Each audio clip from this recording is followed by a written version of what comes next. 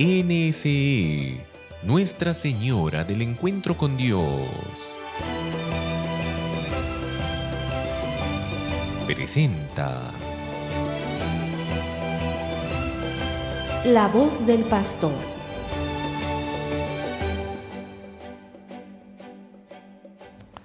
Queridos hermanos y hermanas, nuevamente juntos en La Voz del Pastor con nuestro Catecismo de la Iglesia Católica, que espero que ya todos tengan el Catecismo en la mano, que es muy importante como buenos católicos tener nuestro Catecismo para ir leyéndolo, meditándolo, releyéndolo tantas veces, para ir interiorizando cuál es el núcleo de nuestra doctrina católica y justamente para ir saboreando esa belleza que significa ser cristiano, ser verdadero católico. Estamos en el sacramento del matrimonio, como ustedes recordarán, y quisiera que aprovechemos para hacer, digamos, una especie de síntesis de lo que hemos avanzado hasta ahora respecto a este sacramento.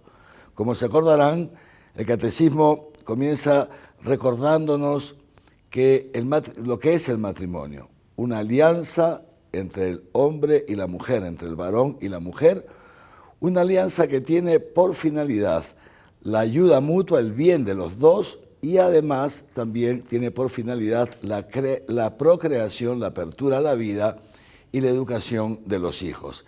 Aquí entonces los dos aspectos fundamentales del matrimonio, el bien de los cónyuges y la procreación y naturalmente educación de los hijos. Y nos dice también el catecismo que el matrimonio como tal ha sido creado por el mismo Dios. El matrimonio no es un invento de los hombres.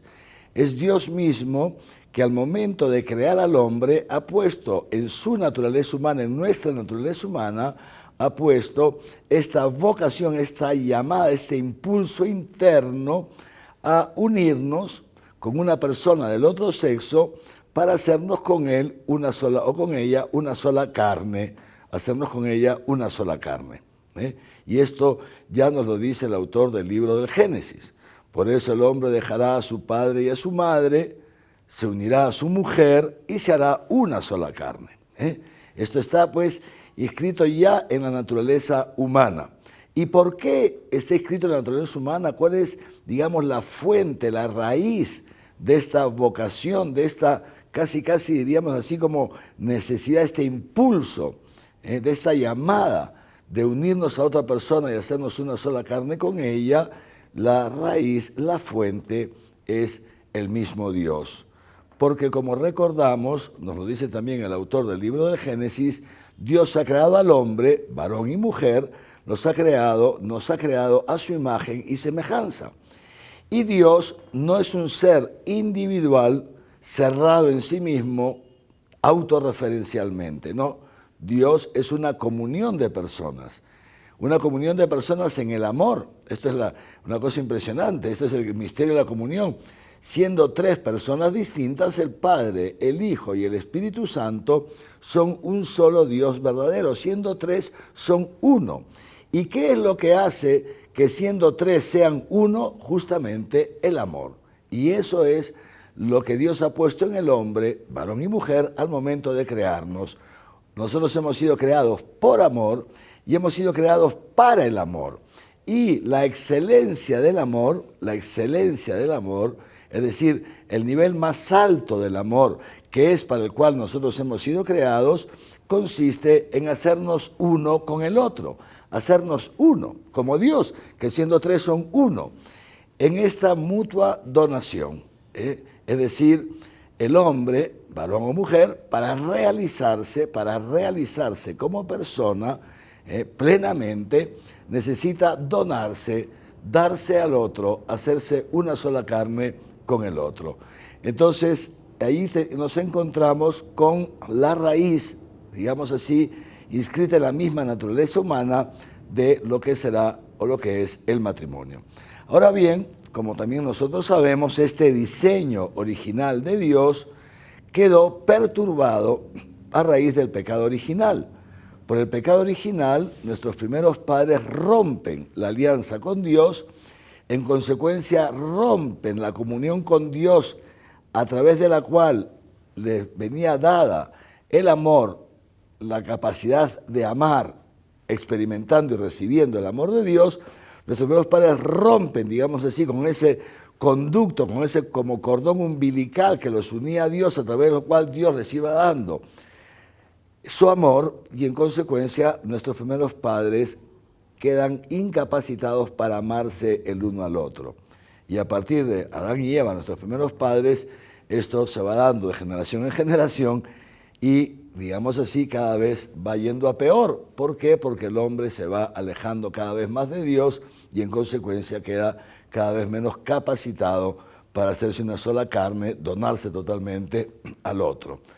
Pero también, como sabemos, todo esto lo hemos visto ya en otros momentos, Dios que ama al hombre, en su infinito amor, en su infinita misericordia, en su infinita sabiduría, Dios no se resigna a que su plan no se lleve a cabo. Dios no queda impasible, indiferente ante el sufrimiento humano, ante el sufrimiento del hombre y la mujer, que por un lado, en lo profundo de su ser, tienen este impulso de amar hasta el extremo, pero por otro lado, por sus pecados, quedan incapacitados para amar de esta manera y en consecuencia condenados a vivir frustrados toda su vida por no poder realizar ese amor que ellos sienten en lo profundo del ser necesario realizar. Y es así como Dios echa a andar toda una historia de salvación, lo conocemos ya porque esto lo hemos visto, comienza echa a andar una historia de salvación con Abraham, etcétera, etcétera, etcétera, en vistas a la plenitud de los tiempos, preparando poco a poco, con mucha paciencia a lo largo de los siglos, la plenitud de los tiempos en que vendrá su Hijo Jesucristo. Y en esa preparación a la plenitud de los tiempos, a la espera de la encarnación del Verbo, de la llegada del Mesías, nuestro Señor Jesús, que viene a restaurar el plan original de Dios, Dios va preparando a la humanidad a través del pueblo de Israel, va preparando a la humanidad para restaurar también ese diseño original sobre el matrimonio. Y ya lo vamos viendo en el Antiguo Testamento, vamos viendo cómo Dios va preparando el sacramento del matrimonio. Sacramento que recién comenzará a ser tal gracias a nuestro Señor Jesucristo. O sea, Jesucristo es aquel que, fíjense ustedes, Él en su misterio pascual, Él nos redona, nos vuelve a donar esa comunión entre el hombre y Dios, nos vuelve a conectar, digamos así, con Dios, abre nuevamente para nosotros ese cordón umbilical, y es Jesucristo el que instituye los 7 sacramentos. Y uno de esos sacramentos es justamente el sacramento del matrimonio. Por eso, nuestro catecismo dice esto, que el matrimonio, que es esta alianza nupcial entre el varón y la mujer, ha sido elevada por Jesucristo a la dignidad de sacramento, ¿Qué significa que ha sido elevada por Jesucristo a la dignidad de sacramento? Significa que, como todos los demás sacramentos, también el sacramento del matrimonio es un medio, es un canal que Jesucristo abre para que los cónyuges puedan recibir día a día, no solamente en el momento en que celebran la liturgia del matrimonio en la misa, sino a partir de ahí, toda su vida hasta que la muerte los separe, puedan recibir una gracia especialísima de Dios para que puedan vivir santamente esa unión, que hasta entonces era una unión natural y que pasará a ser por el sacramento ya una unión sobrenatural. Y esta unión sobrenatural entre el varón y la mujer, Dios además ha querido que para nosotros los cristianos sea un sacramento, pero un sacramento que además nos haga presente algo, que es lo que dice San Pablo en el número, y nos lo cita el Catecismo en su número 1616. Así nos dice el Catecismo. Es lo que el apóstol Pablo da a entender cuando dice: maridos, amen a sus mujeres como Cristo amó a la Iglesia y se entregó a sí mismo por ella para santificarla. Y añade el apóstol San Pablo: por eso dejará el hombre a su padre y a su madre y se unirá a su mujer y los dos serán una sola carne. San Pablo está citando el libro de Génesis y sigue diciendo esto San Pablo: gran misterio es este, yo lo digo respecto a Cristo y a la Iglesia. ¿Qué quiere decir Pablo con esto? que cuando Jesucristo instituye el sacramento del matrimonio, está pensando en el bien de los cónyuges, está pensando en el bien de sus hijos, porque les da una gracia especial para vivir cristianamente, pero también está pensando en el bien de la Iglesia y en el bien de la humanidad, porque el sacramento del matrimonio, creado por nuestro Señor Jesucristo, entonces el sacramento del matrimonio tiene además un fin social. Esto es muy importante. Un fin social, es decir, un fin en favor de la sociedad. En primer lugar, de esta sociedad perfecta que es la Iglesia, la comunidad cristiana, pero también en función de toda la sociedad humana. ¿Y cuál es ese fin? Y ahora hago un paréntesis, y esto es muy importante porque el matrimonio no es un asunto privado entre los esposos. Porque si es un asunto privado entre tú y yo, lo resolvemos entre tú y yo, no tenemos más consecuencias, pero no es esto. El matrimonio tiene un fin social también. ¿Y en qué consiste, hablando ya como sacramento al interior de la Iglesia, nos dice justamente Pablo, el sacramento del matrimonio nos hace presente ese amor entre Jesucristo y la Iglesia, el esposo que es en casa, en la familia, el sacramento de Jesucristo, que da su vida por su esposa, que es la Iglesia. Y la Iglesia que ama tanto a Jesucristo, que da su vida por el Maestro, da su vida por el Señor, obedeciéndole, procurando ajustar su comportamiento día a día según las normas, la doctrina de nuestros y las leyes de Dios. Entonces, fíjense ustedes, cuando uno ve un matrimonio cristiano, seguramente todos conocemos matrimonios cristianos, y muchos de ustedes serán esto, ¿no? Cuando ve un matrimonio cristiano, el esposo y la esposa, que conozco muchísimos, que se aman, que viven así, entregados el uno al otro, etcétera, ¿qué es lo que nos hace presente? Nos hace presente esto, este amor entre Jesucristo y su Iglesia. Continuamos después de una breve pausa.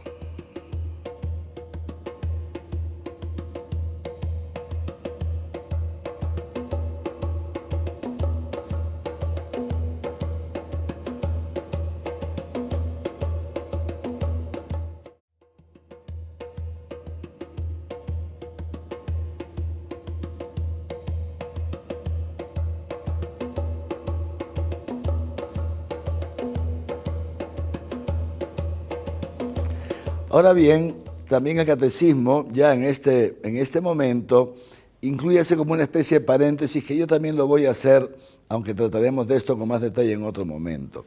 El número 1618 hasta el número 1620, el catecismo interpola, digamos así, se introduce otro aspecto, que está bien que lo introduzca. ¿Por qué? Porque al hablar del matrimonio como lo venimos haciendo, entonces es lógico que a muchos les pueda surgir la pregunta, bueno, monseñor, estupendo, ya entendí esto, pero ¿y qué pasa con usted?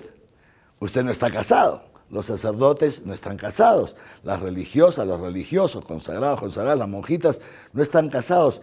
¿Cómo es eso? Entonces, esta vocación natural al matrimonio en ustedes queda frustrada, en los que somos célibes queda frustrado. Es decir, no me puedo realizar como persona. En el fondo, la virginidad por el reino de los cielos es algo malo, algo que hace daño al hombre, y por eso es que el catecismo introduce estos números. Y fíjense qué interesante lo que nos dice el catecismo.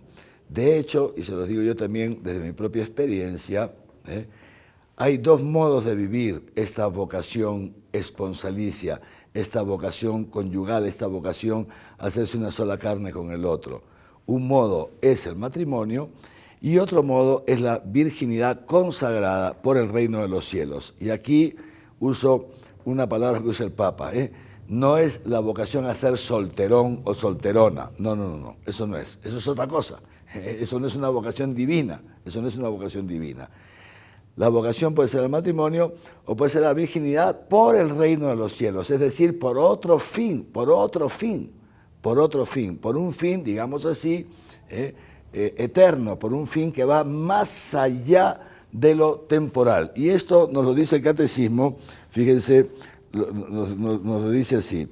Dice el catecismo, la virginidad, el número 1619, la virginidad por el reino de los cielos, es decir, que yo siente esta llamada, porque la virginidad es también una vocación, yo siento esta llamada a no contraer matrimonio con una persona en concreto, sino a consagrar mi vida, dejarme consagrar por Dios para el servicio del reino, Entonces, dice ese catecismo, la virginidad por el reino es un desarrollo de la gracia bautismal, esa gracia que hemos recibido por el bautismo. Escuchen bien, y un signo, termina diciendo ese número, que recuerda también que el matrimonio es una realidad que manifiesta el carácter pasajero de este mundo. La virginidad, así como el matrimonio, los dos son muy buenos, cuidado, no es que sea mejor casarse que consagrarse en la virginidad, ni viceversa. No es que sea mejor la consagración a Dios virginal, no es mejor que el matrimonio, no estamos hablando de vocación de primera categoría y segunda categoría, no. Las dos vocaciones son santas y cada una tiene una finalidad peculiar. Y lo que nos dice este número 1619 del Catecismo es esto, que la virginidad nos recuerda una cosa, la virginidad por el reino de los cielos nos recuerda una cosa, que este mundo es pasajero, que todo esto pasará, porque incluso el matrimonio pasará, porque el matrimonio es hasta que la muerte los separe. Y entonces nos hace presente, dice el Catecismo, la preeminencia, fíjense, del vínculo con Cristo y nos ayuda a esperar su retorno. Voy a tratar de explicar esto. Les decía hace un momento que a mí como persona, mi nombre Javier, Javier, me hace muchísimo bien ver a matrimonios cristianos. Y los veo mucho, ¿no es cierto? Y aunque los vea mucho, siempre me hace mucho bien. ¿Por qué? Porque los veo juntos, los veo unidos. Tenemos reuniones con fieles, ¿no es cierto?, etcétera. Voy a las parroquias, tenemos lo que sea. Y veo los matrimonios juntos, ya los conozco, sé quiénes son, los veo siempre. Este ver al esposo y a la esposa siempre juntos, que van juntos, que vienen juntos, que viven juntos, que se donan, que se ayudan, etc. A mí personalmente, me ayuda porque me hace presente, me recuerda que ese es el amor con que Jesucristo ama a la iglesia, con que Jesucristo me ama a mí. Me recuerda que yo no voy solo por este mundo, que hay uno que ha dado su vida por mí y que me da constantemente, que se dona constantemente a mí, como ese Señor se dona constantemente a su esposa y en consecuencia me llama a mí también a donarme a Jesús, como veo que esta señora se dona a su esposo. En concreto, ver a un matrimonio cristiano, a los que somos solteros, digamos así, sean los jóvenes que todavía no se han casado, seamos nosotros los célibes, sean los ancianos que están viudos, en fin, nos ayuda a esto, nos ayuda a vivir mejor nuestra fe cristiana, nos estimula, porque vemos reflejado en esa pareja el amor entre Cristo y su iglesia. Pues bien, también ver a una persona virgen, ver a un sacerdote que yo conozco, que ha consagrado su vida, que sé que es un buen sacerdote, que reza, que es un buen pastor que atiende a los fieles, etcétera, que cuida de los enfermos y de los pobres. O sea, ver una religiosa ahí con su hábito, que la veo entregada a su misión, muchas veces pues ahí donde no va nadie, en zonas de enorme dificultad o pobreza, o en los colegios o atendiendo a ancianos. O sea, ver a una persona célibe que ha optado por acoger esa llamada de Dios al celibato, a la virginidad, para servir a los demás, me hace presente también esto, me hace presente este amor de Dios. Este amor de Dios que se dona totalmente a cambio de nada, a cambio absolutamente nada, una donación absolutamente gratuita. Pero además me hace presente también una cosa, me hace presente que este Dios, este Jesús, esto que dice el número 1619, volverá. Me hace presente esto, que Jesucristo volverá y que llegará un tiempo en que yo ya no estaré en este mundo, ni tú tampoco, por si acaso, ¿no? Sino que estaremos en el cielo, donde ya no hay varón y mujer, donde ya no hay matrimonio, sino que seremos una comunión perfecta en Dios, todos, seremos todos uno en Cristo. Y entonces, ahora sí, podemos seguir con nuestro sacramento del matrimonio, ¿no? Pero es interesante saber esto, ¿eh? En el fondo, estas dos formas de vida, La vida matrimonial o la vida virgen o célibe por el reino de los cielos son dos maneras en que nos hacen presente el amor de Dios y que nos ayudan, en consecuencia, nos estimulan mutuamente a ser cada vez más santos. Por eso, el catecismo termina el número 1620, fíjense, con una cita de San Juan Crisóstomo que dice así: denigrar el matrimonio, es decir, hablar mal del matrimonio como si fuera una vocación de segunda categoría, es reducir la gloria de la virginidad. En cambio, elogiar el matrimonio es realzar a la vez la admiración que corresponde a la virginidad. Es decir, son dos vocaciones distintas, pero cada una enaltece a la otra y las dos son para ayudarnos mutuamente a procurar ajustar cada vez más nuestra vida al amor de Dios.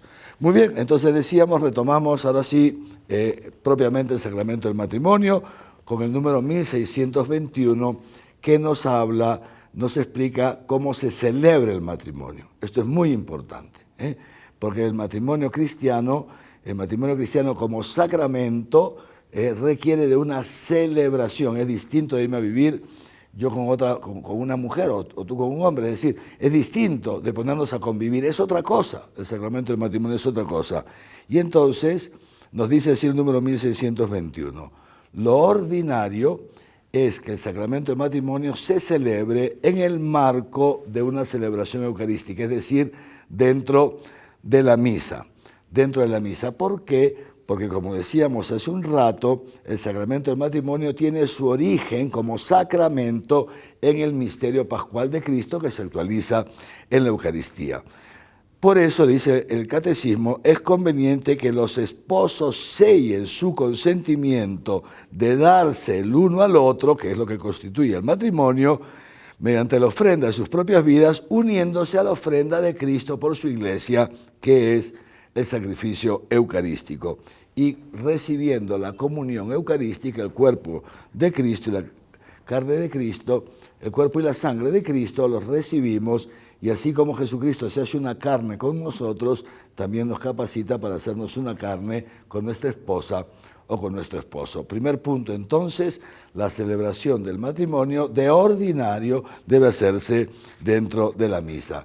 Segundo, muy importante también, toda vez que con esta celebración estamos celebrando un sacramento que es un medio para nuestra santificación, hemos de llegar en estado de gracia.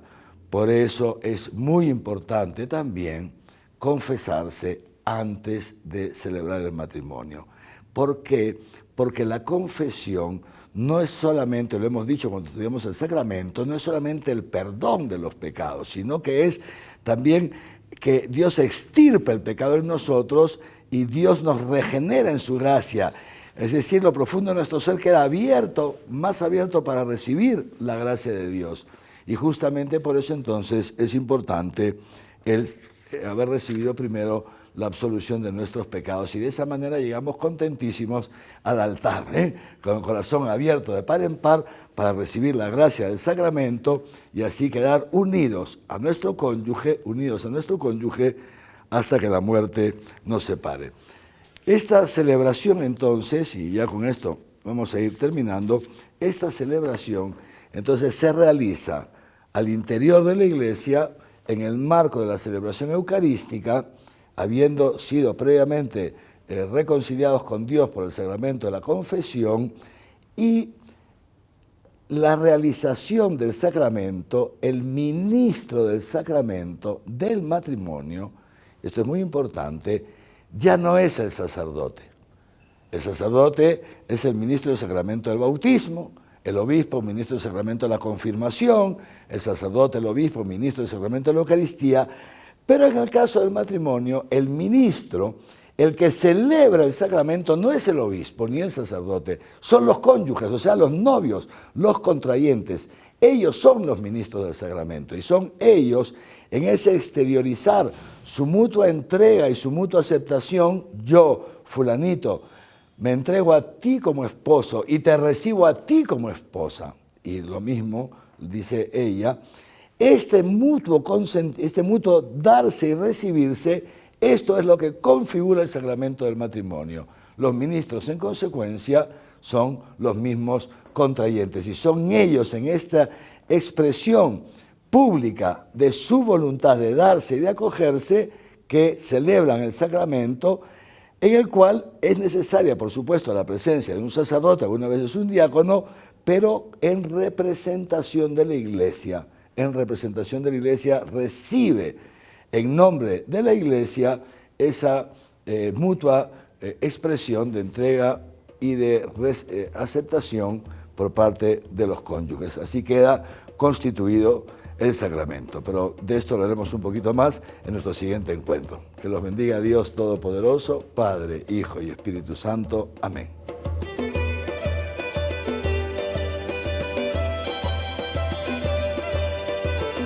NSE, Nuestra Señora del Encuentro con Dios, presentó La voz del pastor.